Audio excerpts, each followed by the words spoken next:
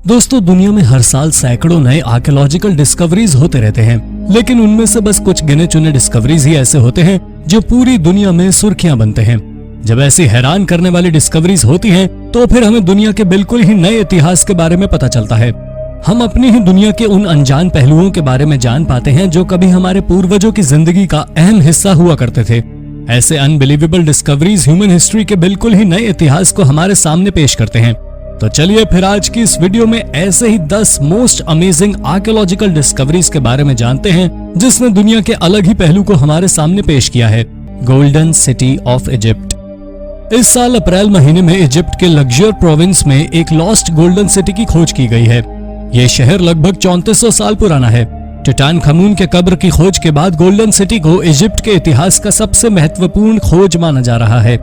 18th dynasty king एमेनहेटेप III के शासन के दौरान ये शहर आबाद हुआ करता था। इस शहर में दुनिया का सबसे बड़ा एडमिनिस्ट्रेटिव एंड इंडस्ट्रियल सेटलमेंट मौजूद था। कई सदी से यह शहर रेत के नीचे दबा हुआ था। इस शहर में आर्कियोलॉजिस्ट ने घर, घरेलू बर्तन, वाइन बनाने का बर्तन, अंगूठी, स्कैरब्स, रंग बिरंगी पॉटरी, कपड़े की बुनाई के टूल्स, बेकरी समेत और भी ढेर सारी चीजों की तलाश की है। शहर में मिले कुछ ईंटों पर टुटानखामुन के दादा के जमाने का सील भी मौजूद है। इस शहर में एक्सकवेशन का काम अभी भी जारी है। Earliest known humans in Europe. इंसानों की ही एक प्राचीन प्रजाति निएंडरथल विलुप्त कैसे हुए और आधुनिक इंसानों के साथ उनका रिश्ता कैसा था? बल्गेरिया के बैको केरो केव में आर्कियोलॉजिस्ट ने एक ऐसी डिस्कवरी की है जो इस सवाल का जवाब दे सकता है। बैको केरो केव में यूरोप के सबसे प्राचीन इंसान के अवशेष मिले हैं। इंसानों के इस अवशेष में दांत और हड्डी के 6 टुकड़े हैं। ये सभी अवशेष लगभग 46,000 साल पुराने हैं, जो कि यूरोप में मिला अब तक का सबसे पुराना मानव अवशेष है। ये सभी अवशेष 3 पुरुषों के हैं। इन अवशेषों के डीएनए के जांच के बाद पता चला कि इन तीनों प्राचीन इंसानों को डीएनए निएंडरथल के डीएनए से 3% से 3.8% तक मिलता जुलता है और लगभग 5 से 7 जनरेशन पीछे जाने पर इनके एंसेस्टर्स निएंडरथल ही थे। इस रिपोर्ट के बाद एक्सपर्ट्स ऐसी संभावना जता रहे हैं कि निएंडरथल दुनिया से विलुप्त नहीं हुए होंगे, बल्कि आधुनिक इंसानों में बदल गए होंगे। इटालिका की स्थापना रोमन जनरल साइपियो ने 206 BC में की थी। यह शहर रोमन साम्राज्य का स्पेन में फर्स्ट रोमन सेटलमेंट था। साथ ही यह इटली से बाहर फर्स्ट रोमन सिटी भी था। स्थापना के बाद से यह शहर काफी तेजी से विकसित होता गया। 3 रोमन एम्परर्स ट्रायन, हेड्रियन और थियोडोसिस का जन्म इसी शहर में हुआ था। हेड्रियन के शासनकाल में यह शहर काफी ज्यादा विकसित हुआ, लेकिन जब स्पेन में मुसलमानों का शासन शुरू हुआ तब यह शहर वीरान हो गया। लोगों की पहुंच से दूर रहने के कारण यहाँ के सभी बिल्डिंग्स और मॉन्यूमेंट्स पूरी तरह संरक्षित रहे। इस शहर की खोज 17वीं शताब्दी में की गई। डिस्कवरी के बाद 20वीं सदी में स्पेन की सरकार ने इसे नेशनल मॉन्यूमेंट का दर्जा दिया। इस शहर में आज भी कई सारे खूबसूरत मॉन्यूमेंट्स मौजूद हैं। पार्वती टेम्पल। 2016 में उड़ीसा के गंजम जिले में स्थित बटेश्वर मंदिर के रेनोवेशन के दौरान मजदूरों को मंदिर के बगल में ही रेत के नीचे दबी हुई कुछ चीजें मिली। गहराई से खुदाई करने के बाद वहां जो चीज मिली उसे देखकर हर कोई हैरान रह गया। बटेश्वर मंदिर के साथ ही एक और मंदिर मौजूद था, लेकिन वो मंदिर सदियों से रेत में दफन था। रेत में दबे इस मंदिर का नाम पार्वती मंदिर है और ये मंदिर लगभग 1200 साल पुराना है। आर्कियोलॉजिस्ट का मानना है कि इस मंदिर का निर्माण बटेश्वर मंदिर के निर्माण के साथ ही किया गया था, लेकिन ये मंदिर रेत में कैसे दब गया, इस बात की जानकारी नहीं मिल सकी है। इस पार्वती मंदिर में कुछ मूर्ति भी मिली हैं। एंशिएंट टाइम के दौरान गंजम जिले में एक बंदरगाह हुआ करता था, जहां से व्यापारियों का आना जाना लगा रहता था। इस वजह से आर्कियोलॉजिस्ट ऐसी संभावना जताते हैं कि बटेश्वर मंदिर के आसपास कोई प्राचीन सभ्यता भी मौजूद रही होगी, लेकिन हमें इस सभ्यता के बारे में और जानकारी तभी मिल सकेगी जब इस इलाके में बड़े स्तर पर एक्सकवेशन किया जाएगा। मिस्टीरियस मस्टेटल्स। सऊदी अरब में आर्कियोलॉजिस्ट ने पत्थरों से बने हजारों मॉन्यूमेंटल स्ट्रक्चर्स को ढूंढा है। ये सभी स्ट्रक्चर्स लगभग 7000 साल पुराने हैं। ये स्ट्रक्चर्स रेक्टेंगल शेप में हैं, जिस वजह से इसे मस्टेटल्स नाम दिया गया है। अरबी भाषा में मस्टेटल्स का अर्थ रेक्टेंगल होता है। आर्कियोलॉजिस्ट ने फिलहाल 2 लाख स्क्वायर किलोमीटर क्षेत्र में लगभग 1000 मस्टेटल्स ढूंढे हैं। रेक्टेंगुलर शेप के स्ट्रक्चर्स 2 प्लेटफॉर्म से मिलकर बने हुए हैं, जो 2 दीवारों से आपस में कनेक्टेड हैं। कुछ मस्टेटल्स के बीच में स्टोन वॉल से बने चेंबर भी हैं, जिसके सेंटर में स्टैंडिंग स्टोन मौजूद है। कुछ मस्टेटल्स के आसपास पालतू जानवर का सिर और हड्डियां भी मिली हैं। 7000 साल पहले इतने बड़े क्षेत्र में एक जैसे स्ट्रक्चर्स का मौजूद होना कई सारे रहस्यों को पैदा करता है। Chauvet Pont d'Arc cave paintings. France का Chauvet Pont d'Arc cave दुनिया का one of the most important historical site है। साथ ही इस केव में बनाई गई paintings best preserve figurative cave paintings हैं। इस केव में एंशिएंट ह्यूमन आर्ट के साथ ही अपर पैलियोलिथिक लाइफ से रिलेटेड कई सारे इंपॉर्टेंट एविडेंस मौजूद हैं। इस केव पेंटिंग्स की खोज 1994 में हुई है। पेंटिंग्स के अलावा इस केव में मानव अवशेष भी मिले हैं, जिसकी कार्बन डेटिंग से पता चला कि ये अवशेष लगभग 39,000 साल पुराने हैं। इसका मतलब ये है कि सारे पेंटिंग्स भी उसी समय काल के हैं। वैज्ञानिकों का मानना है कि इतने साल पहले प्राचीन इंसानों में आधुनिक इंसानों की तरह समझ बूझ पैदा भी नहीं हुई थी। इसके बावजूद उन लोगों ने इतने शानदार पेंटिंग्स बना ली। ये पेंटिंग्स कहीं न कहीं वैज्ञानिकों की इस सोच पर सवाल तो पैदा करता है। Spanish Stonehenge. क्या आप जानते हैं कि स्पेन में भी एक स्टोनहेंज मौजूद है, और वो भी इंग्लैंड के स्टोनहेंज से लगभग 2000 साल पुराना। इस स्पेनिश स्टोनहेंज को डॉल्मेन ऑफ ग्वाडलपेराल के नाम से जाना जाता है। इसकी डिस्कवरी किसी आर्कियोलॉजिस्ट ने नहीं की थी, बल्कि झील का पानी सूखने के बाद ये ऐतिहासिक मॉन्यूमेंट खुद ही दुनिया की नजरों में आ गया। 2019 के भयंकर गर्मी के दौरान इस झील का जलस्तर कम हो गया, जिसके बाद हजारों सालों से पानी की गहराई में छुपा ये मॉन्यूमेंट दुनिया की नजरों में आ गया। इस जगह पर एक बड़े से सर्कल में 150 स्टैंडिंग स्टोन्स मौजूद हैं, जिसमें से कुछ स्टोन्स की लंबाई 6 फीट से भी ज्यादा है।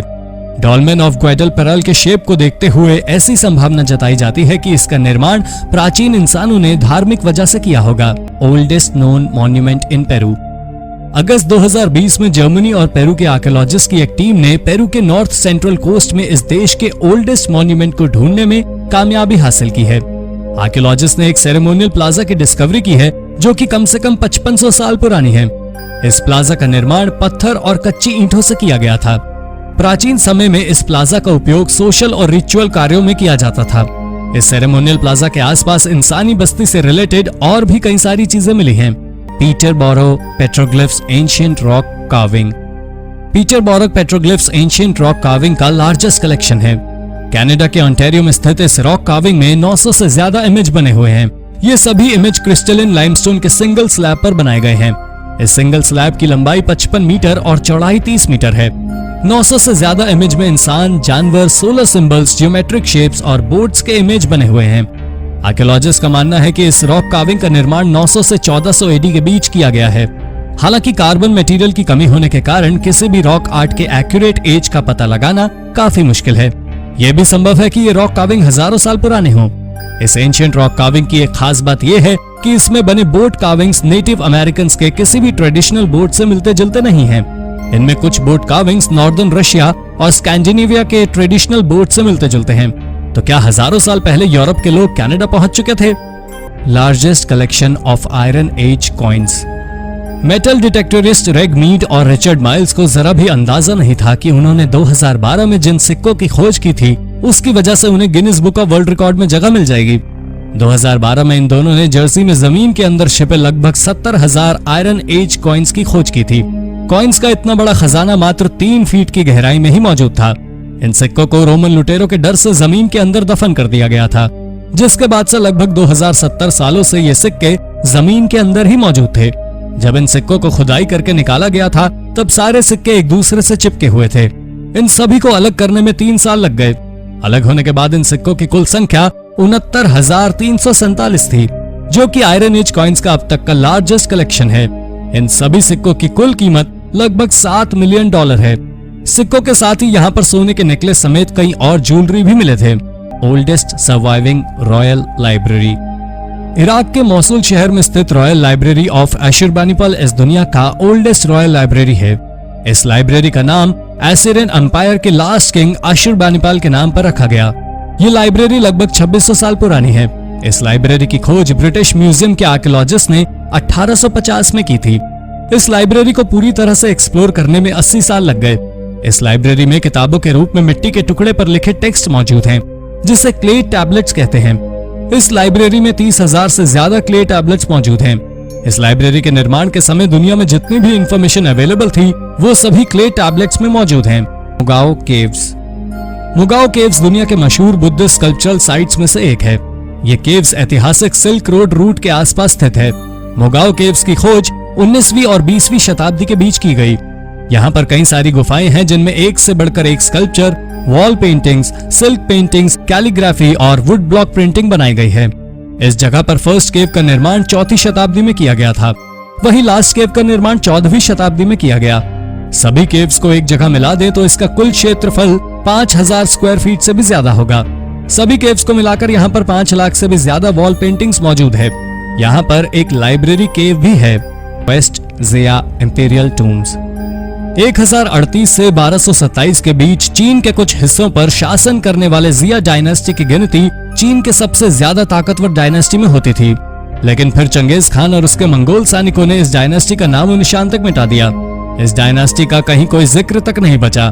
1972 में आर्कियोलॉजिस्ट ने ज़िया डायनेस्टी की राजधानी रह चुके युनश्वान से कुछ ही दूरी पर पिरामिड की आकार में बने एक कब्र को ढूंढा, जिसके बाद उस पूरे इलाके में एक्सकवेशन का काम शुरू हुआ और ज़िया डायनेस्टी की जानकारी पूरी दुनिया के सामने आई। तलाशी अभियान के दौरान आर्कियोलॉजिस्ट ने एक के बाद एक 259 पिरामिड की आकार में बने कब्र ढूंढ लिए। इनमें से 250 पिरामिड का आकार छोटा था, जबकि 9 पिरामिड ऐसे थे जो काफी बड़े थे। रिसर्च के बाद पता चला कि 9 बड़े पिरामिड कब्र ज़िया डायनेस्टी के शासकों की है। इस डिस्कवरी के बाद दुनिया को एक नई डायनेस्टी के बारे में पता चला, तो mounts shaped like animals. Nazca lines और रूइंड सिटी ऑफ शैनशियन जैसे आर्कियोलॉजिकल साइट्स के लिए मशहूर कोस्टल प्लेन्स ऑफ पेरू में एक और ऐसी आर्कियोलॉजिकल डिस्कवरी की गई है जो इस इलाके को और भी ज्यादा इंपॉर्टेंट बना चुका है। आर्कियोलॉजिस्ट ने इस इलाके में अलग अलग जानवरों के आकार में बनाए गए पत्थरों को ढूंढा है। यहाँ पर पत्थरों के ढेर को अलग अलग जानवरों और पक्षियों का रूप दिया गया है। इन सभी स्कल्पचर का निर्माण लगभग 5000 साल पहले किया गया है। जिस दौरान इजिप्ट के लोग पिरामिड बनाने में बिजी थे, उसी दौरान पेरू के लोग इन चट्टानों को जानवरों और पक्षियों का रूप देकर एक अलग ही इतिहास गढ़ रहे थे। इनमें से कुछ स्कल्पचर तो ऐसे भी हैं जिनका आकार 1300 फीट से भी ज्यादा है। इस जगह की खोज सैटेलाइट फोटोज के माध्यम से की गई थी। एक्सपर्ट्स का मानना है कि इन सभी स्कल्पचर का निर्माण एस्ट्रोनॉमिकल सिंबल के रूप में किया गया होगा। Petroglyphs on Ometepe island. Ometepe island पर मौजूद ये पेट्रोग्लिफ्स इस आइलैंड की सबसे बड़ी मिस्ट्री है। 1995 से 1999 के दौरान आर्कियोलॉजिस्ट ने इस आइलैंड पर 1700 से ज्यादा पेट्रोग्लिफ पैनल्स यानी कि रॉक क्रेविंग्स ढूंढे थे। इसके साथ ही यहाँ मिट्टी के बने बर्तन, स्टोन स्टैचू समेत और भी कई सारी चीजें मिली थी। लेकिन इन चीजों की डिस्कवरी के साथ ही सबसे बड़ा सवाल भी पैदा हो गया, आखिर इन चीजों का निर्माण किसने किया था। यहाँ पहली इंसानी बस्ती बसाई जाने से सदियों पहले ही इन सभी चीजों का निर्माण किया गया था। ये सभी चीजें लगभग 3000 साल पुरानी हैं।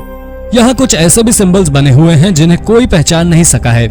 इस आइलैंड पर कौन सी ऐसी सिविलाइजेशन मौजूद थी जिसने इन चीजों का निर्माण किया और फिर विलुप्त हो गए? इस सवाल का जवाब शायद हमें कभी नहीं मिल सकता है। Ancient city of Iran. Kharanaq नाम की इस प्राचीन शहर की स्थापना ईरान में लगभग 4000 साल पहले हुई थी और लगभग 3000 सालों तक ये शहर फलता फूलता रहा। लेकिन लगभग 1000 साल पहले ये शहर पूरी तरह वीरान हो गया। आज इस शहर में बनाए गए कच्ची ईंटों के घर खंडर में बदल रहे हैं। हालांकि खंडर में बदल चुके इस शहर को देखकर आज भी इसकी भव्यता का अंदाजा लगाया जा सकता है। यहाँ कई सारे शानदार घर और आलीशान किला मौजूद हैं। लेकिन इस शहर की जो सबसे खास बात है वो है यहाँ का एक मीनार। इस मीनार को इस तरह से बनाया गया है कि ये हवा में हिलता है। सदियों से हवा में हिलते रहने के बावजूद ये मीनार आज भी अपनी जगह पर मजबूती से खड़ा है। Saint Lythans burial chamber.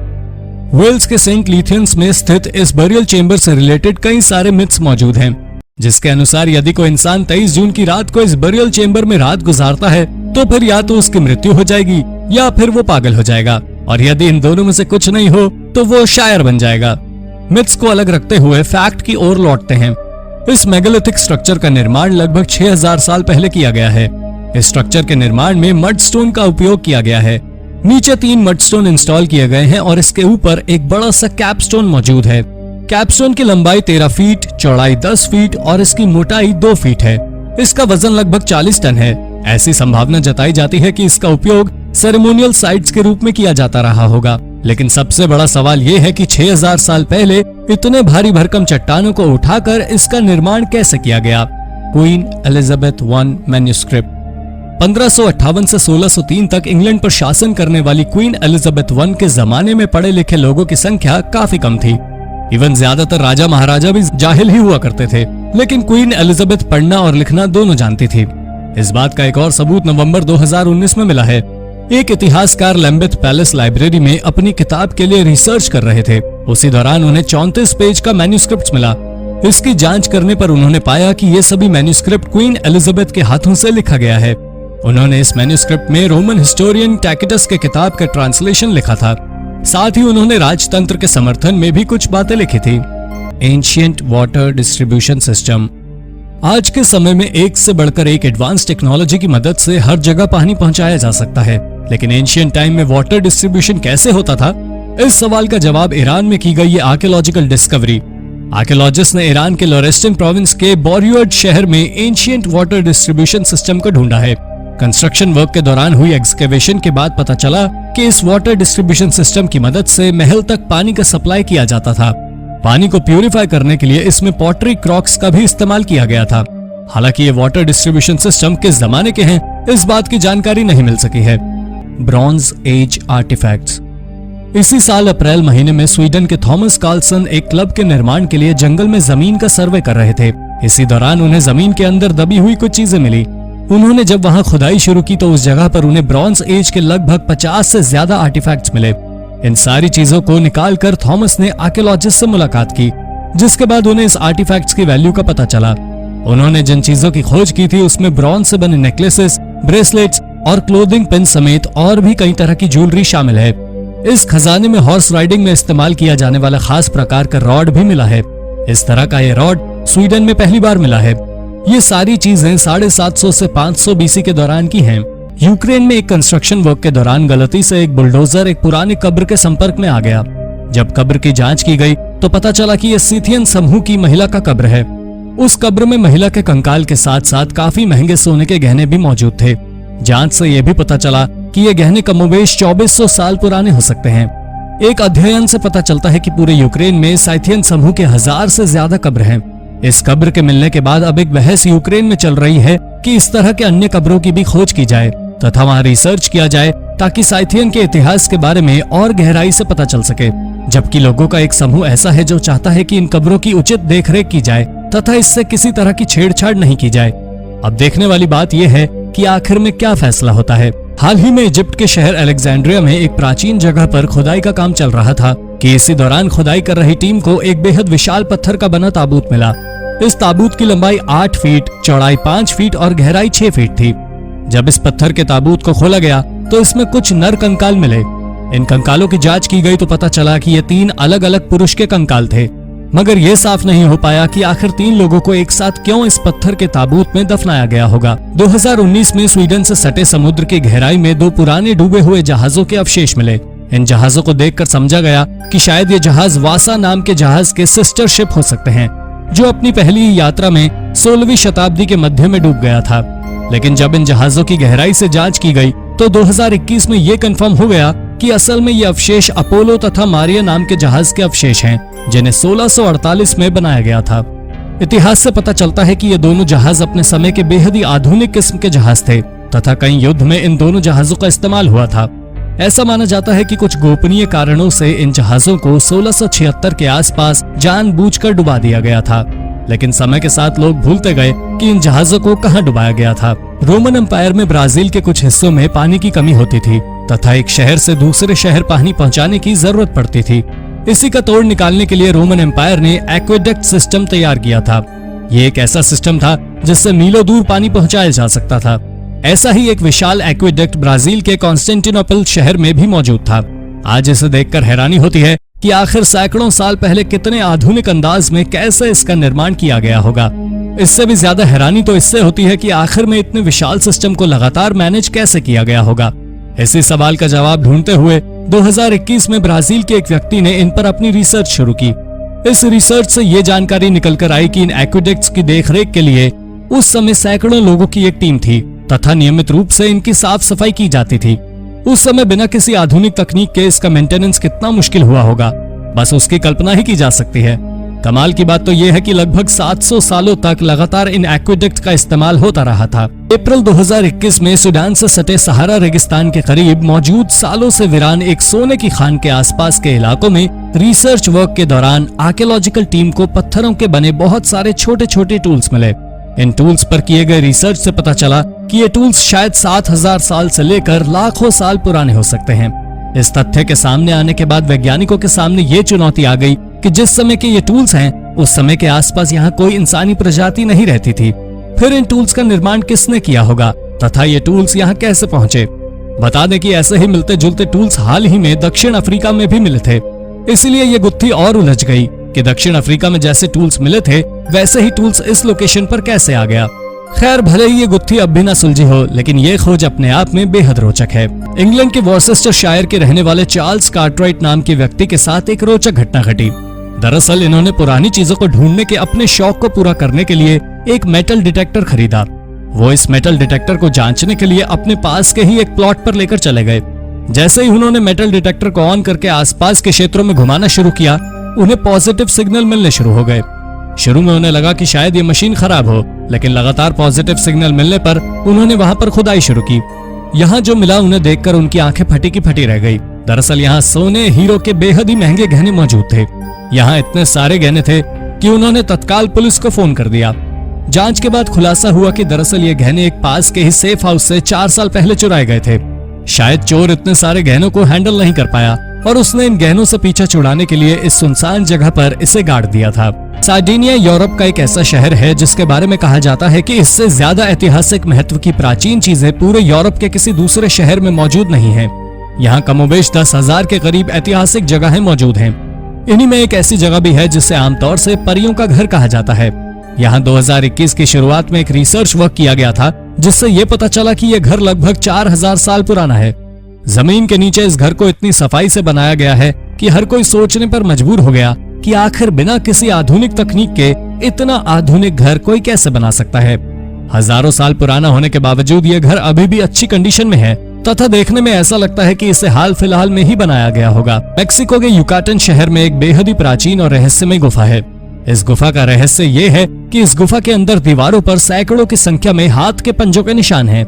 Research से पता लगाया गया कि ये निशान कमोबेश 1200 साल पुराने हैं। सालों तक वैज्ञानिक जवाब ढूंढते रहे कि ये पंजों के निशान किसके हैं और इसे यहाँ क्यों बनाया गया है, लेकिन लंबे समय तक उन्हें कोई जवाब नहीं मिल पाया था।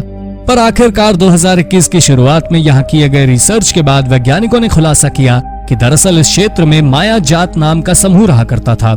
इस समूह में जब कोई बच्चा मरता था तो उसके हाथों का ब्लैक प्रिंट ले लिया जाता था। इसी तरह जब कोई बच्चा जन्म लेता था तो लाल रंग का हैंड प्रिंट ले लिया जाता था। ये रिकॉर्ड दर्ज करने का उनका तरीका था। कोरोना वायरस के प्रकोप की वजह से 2020 ज्यादातर लोगों ने घरों में बंद होकर बिताया, लेकिन इंग्लैंड में लोगों ने इस दौरान कुछ नया करने का सोचा और वो पुरानी चीजों की खोज में लग गए। यही वजह रही कि सिर्फ 2020 में ही इंग्लैंड में लगभग 47,000 प्राचीन सिक्के मिले हैं। इनमें न्यू फॉरेस्ट रीजन में मिले सिक्कों की खासी चर्चा रही है। दरअसल यहाँ जो सिक्के मिले हैं उन पर 1509 से 1547 तक इंग्लैंड के राजा रहे हेनरी 8 की पत्नियों की तस्वीरें हैं। बता दें कि हेनरी 8 ने कुल 6 शादियां की थी। इनमें से इनकी 3 पत्नियों की तस्वीरें अलग अलग सिक्कों पर मिली हैं। उस दौर के सिक्कों पर राजा के पत्नियों की तस्वीरों का होना काफी हैरान करने वाला है। लगभग 150 साल पहले एक ब्रिटिश आर्कियोलॉजिस्ट ने आंध्र प्रदेश के पोलावरम नाम की जगह पर मिट्टी के नीचे एक बेहद ही प्राचीन और बिल्कुल अलग तरह के बड़े से ताबूत की खोज की थी। ये ताबूत लगभग 2300 साल पुरानी थी। जब 2020 में ठीक इसी जगह पर एक बार फिर से खुदाई की गई तो पहले ताबूत के बगल में ठीक वैसा ही एक और ताबूत मिला। इन ताबूतों के मिलने के बावजूद भी ये राज नहीं खुल पाया कि इसमें किसे दफन किया गया था तथा उस समय इस क्षेत्र में किस समूह के लोग रहा करते थे। पुरातत्व विज्ञान से पुराने अवशेषों यहाँ तक कि प्राचीन शहरों के बारे में कई जानकारियां मिल सकती हैं। जो भी अवशेष हमें प्राप्त हुआ हो उसकी उम्र से लेकर उसके बनने की प्रक्रिया और उसे क्यों प्रयोग किया जाता था सब कुछ पता लगाया जा सकता है। लेकिन हर डिस्कवरी के केस में ऐसा नहीं होता। कई खोजें ऐसी भी होती हैं जिनके केस में अच्छे अच्छे आर्कियोलॉजिस्ट भी मौन रह जाते हैं और हमें मिलता है एक अनसुलझा रहस्य। आज भी हम आपको ऐसी ही 10 रहस्यमय खोजों के बारे में बताने जा रहे हैं जिनकी गुत्थी पुरातत्ववेत्ता भी नहीं सुलझा सके। तो चलिए देर न करते हुए शुरू करते हैं आज की अपनी ये वीडियो, मिस्टीरियस मॉस बॉल्स। 2006 में एक साइंटिफिक रिसर्चर टिम बार्थोलोमस ने अलास्का में यात्रा के समय कुछ ऐसा देखा जिससे उनके कदम वहीं ठिठक गए।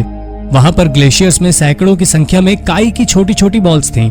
देखने में ऐसा लगता था मानो ये बॉल्स आसमान से गिरी हों, क्योंकि ये जमीन से जुड़ी हुई नहीं थी। साथ ही एक और आश्चर्यजनक बात ये थी, ये बॉल्स मूव भी करती थी। शुरुआत में माना गया कि शायद ये हवा की दिशा या फिर ढलान की वजह से खिसकती हो, लेकिन ये कभी कभी ऊपर की ओर भी खिसक जाती थी और कभी हवा की विपरीत दिशा में भी। अपनी 14 साल की रिसर्च के बाद भी टिम ये नहीं बता पाए कि ये बॉल्स यहाँ कैसे आई और इनके मोशन की वजह क्या है। Unknown skeleton. 2020 के शुरुआती दिनों में सियारा तूफान की वजह से स्कॉटलैंड के एबरडीन बीच पर लहरों के साथ बहकर काफी मलबा भी इकट्ठा हो गया था। लेकिन ये सारा मलबा कबाड़ नहीं था। बीच पर इस कचरे के साथ साथ एक अजीब दिखने वाला कंकाल भी था। स्थानीय मीडिया ने इस कंकाल को आयोक नेस मॉन्स्टर का अवशेष बताकर खबरें छापी। इसकी पहचान को लेकर काफी कयास लगाए गए। कोई इसे शार्क कह रहा था तो कोई इसकी तुलना ऑर्का और जायंट डॉल्फिन से कर रहा था। यूनिवर्सिटी ऑफ एबरडीन के प्रोफेसर डेविड लासो ने इस स्केलेटन पर रिसर्च करने की परमिशन मांगी थी, लेकिन उन्हें परमिशन ना मिल पाने के कारण स्कॉटिश बीच पर मिला यह कंकाल अभी रहस्य ही बना हुआ है। पर यह तो तय है कि यह आयोक नेस मॉन्स्टर तो नहीं था। फॉल्कटन ड्रम्स। ब्रिटिश द्वीप पर मानवों के एग्जिस्टेंस का इतिहास सालों पुराना है और यहाँ पर अक्सर प्राचीन आर्टिफैक्ट्स और स्ट्रक्चर्स पाए जाते हैं। फॉल्कटन ड्रम्स यहाँ मिले अब तक के सभी अवशेषों में सबसे ज्यादा रहस्यमय हैं। ये 1899 में पूर्वी यॉर्कशायर में बैरो बरियल नाम की साइट पर पाए गए थे। उन्होंने बताया था कि ये लगभग 2600 साल पुराने आर्टिफैक्ट हैं। ये चौक की बनी ड्रम के शेप आकृतियां थी। इन पर कुछ जियोमेट्रिक डिजाइन बनी हुई थी, जिसमें से कुछ मानव जैसी भी दिखाई पड़ती थी, पर यह क्या था किसी को भी नहीं पता। बच्चों का कोई खिलौना या फिर कोई स्पिरिचुअल चीज। खोज के इतने सालों बाद भी ये ड्रम्स रहस्य बने हुए हैं। Warangal fort and temple. बहुत साल पहले भारत की तेलंगाना नाम की जगह काकाटिया वंश के समय राज्य का केंद्र मानी जाती थी। यहाँ पर वारंगल किला और मंदिर भी बना हुआ है। ये बेहतरीन और अलंकृत इमारतें भगवान शिव को समर्पित कर बनवाई गई थी। ये स्ट्रक्चर्स लगभग 12वीं सेंचुरी से यहाँ पर हैं, लेकिन आज भी पुरातत्ववेत्ता आश्चर्यचकित होते हैं कि सालों पहले कैसे इतने बड़े पत्थरों को एक साथ जोड़ा गया। इन्हें कैसे इतनी खूबसूरती और बारीकी से तराशा गया। इन इमारतों ने एक्सपर्ट्स को भी मौन कर दिया है। क्या हमारे पूर्वज ऐसी टेक्नोलॉजीज का आविष्कार कर चुके थे जिनसे इतने बड़े पत्थरों को उठाया जा सके और बारीकी से तराशा जा सके। टिया स्टाइल्स। इथोपिया में आरसी नामक जगह पर पत्थरों के अनूठे पिलर्स हैं, जिन्हें टिया स्टाइल्स के नाम से जाना जाता है। और एक दो नहीं बल्कि यहाँ पर ऐसे कुल 46 स्टोन्स हैं। इनमें से कुछ लंबे सीधे तने हुए हैं तो कुछ झुके हुए हैं। वैसे तो इथोपिया में नक्काशीदार पत्थर बहुत आम हैं और कई जगहों पर पाए जाते हैं, लेकिन टिया स्टाइल्स अपने आप में खास हैं। इन पर उकेरी गई आकृतियां सबसे खास हैं और इनके जैसे कुछ भी पहले कभी नहीं देखा गया।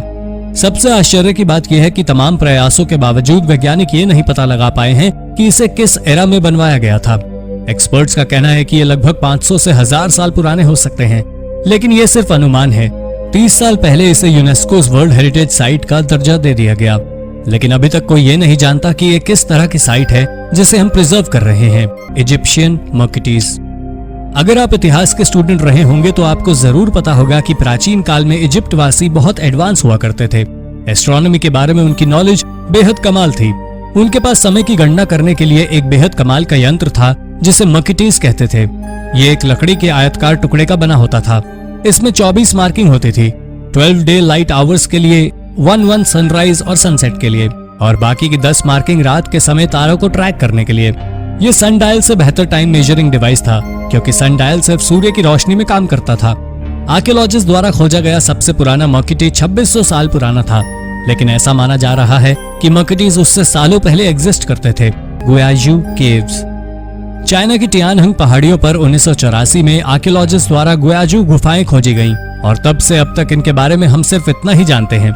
इसमें लगभग 350 अलग अलग चेम्बर्स हैं। इन गुफाओं के पत्थरों पर कई तरह की कलाकृतियां उकेरी गई हैं। इस खोज के 1000 साल के बावजूद इस साइट से मिले किसी भी आर्टिफैक्ट की डेट नहीं पता लगाई जा सकी है। यहाँ तक कि कहीं भी इनके एग्जिस्टेंस से जुड़ा कोई भी लेखा जोखा नहीं है। कुछ चाइनीज स्कॉलर्स का कहना है 9वीं सेंचुरी में ये कोमुशी लोगों के घर हुआ करते थे, जबकि कुछ अन्य का मानना है कि 300 साल पहले ये टैंग डायनेस्टी के समय ग्रेनरीज के तौर पर इस्तेमाल की जाती थी। पर असल में ये गुफाएं कब और किसने बनाई, इस बारे में किसी को कोई जानकारी नहीं है। Mysterious Viking jewellery. वाइकिंग ने हजारों साल पहले ब्रिटिश द्वीप पर हमला किया था और वहां लंबे समय तक रहे थे। इसीलिए ब्रिटेन और स्कॉटलैंड में वाइकिंग डिस्कवरीज बहुत कॉमन हैं, और इन्हीं अवशेषों से पुरातत्वविदों को वाइकिंग्स के बारे में जानकारी मिलती है कि वाइकिंग्स इससे पहले कहां रहते थे और कैसे रहते थे।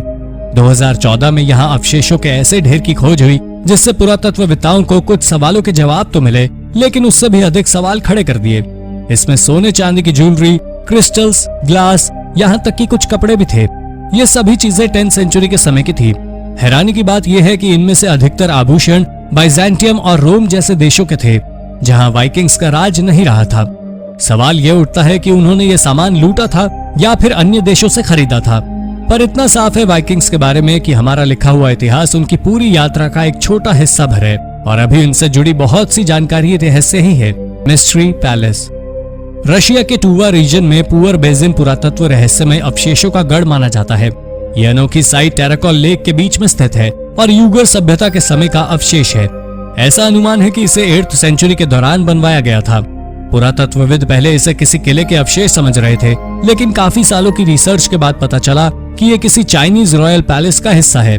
पर जो बात एक्सपर्ट्स को परेशान कर रही है वो ये कि इस साइट के आसपास कहीं भी इंसान की प्रेजेंस के अवशेष नहीं मिले हैं। कुछ अनुमान ये भी कहते हैं कि हो सकता है कि इसको कभी इस्तेमाल ना किया गया हो, या फिर ये भी हो सकता है कि इसका निर्माण कार्य ही पूरा ना हुआ हो। कुछ लोग ये भी मानते हैं कि शायद ये एक मंदिर रहा होगा, पर ये सभी सिर्फ अनुमान हैं और पुरातत्वविद किसी भी तरह के नतीजे पर नहीं पहुंच पाए हैं। मिस्टीरियस आर्मर हो सकता है आप ये सोचते हो कि ब्रॉन्ज एज में सिपाहियों के कवच कांसे के बनाए जाते हों। आखिर कुछ तो वजह रही होगी कि इसे ब्रॉन्ज एज कहा जाता है, पर कम से कम साइबेरिया के केस में ऐसा नहीं है। 2014 में साइबेरिया के ओम्स्क नाम के शहर में हड्डियों से बना कवच मिला। ये कवच किसी एक जानवर की नहीं बल्कि कई जानवरों की हड्डियों से बना था, जैसे घोड़ा, एल्क और हिरण। चूंकि इसके पास ना तो किसी तरह का कोई और अवशेष पाया गया है और ना ही कोई और निशान जिससे ये पता लगाया जा सके कि ये किसका है, और इस तरह का ये इकलौता कवच है। ऐसे में इससे जुड़े रहस्य और भी गहरे हो जाते हैं और पुरातत्वविद भी इस अनूठे आर्मर के बारे में मौन हैं। तो दोस्तों, ये थी 10 ऐसी रहस्यमय खोजें जिनका राज आर्कियोलॉजिकल एक्सपर्ट्स भी ना खोल सके। कौन सी खोज आपको सबसे ज्यादा रोचक और रहस्यमय लगी? अपने विचार हमें कमेंट करके बताइए। वीडियो अच्छी लगी तो इसे अपने दोस्तों के साथ शेयर कीजिए और ऐसे ही अन्य रोचक तथ्य जानने के लिए और हमसे जुड़े रहने के लिए हमारे चैनल को सब्सक्राइब करना ना भूलें। धन्यवाद।